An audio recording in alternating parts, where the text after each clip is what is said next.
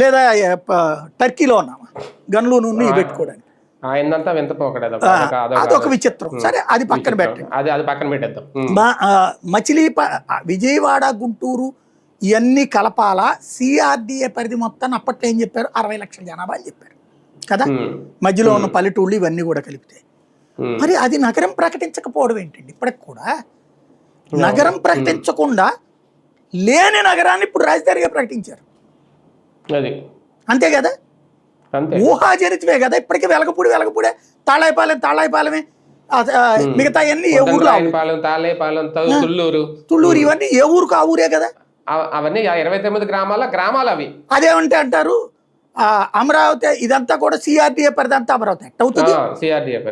ఇప్పుడు కూడా ఉంది, Kadapa urban development authority, Rajahmundry urban development authority ఉంటుంది, లేకపోతే విశాఖపట్నం అర్బన్ డెవలప్మెంట్ అథారిటీ ఉంటుంది.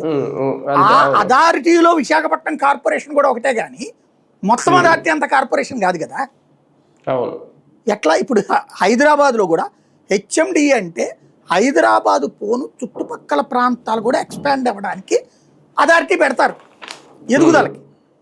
ఆ తర్వాత అవి తీసుకొచ్చి కలుపుతూ ఉంటారు కదా. ఇక్కడ అసలు అమరావతి పెట్టకుండా అభివృద్ధి డెవలప్మెంట్ అథారిటీ ఏంటండి?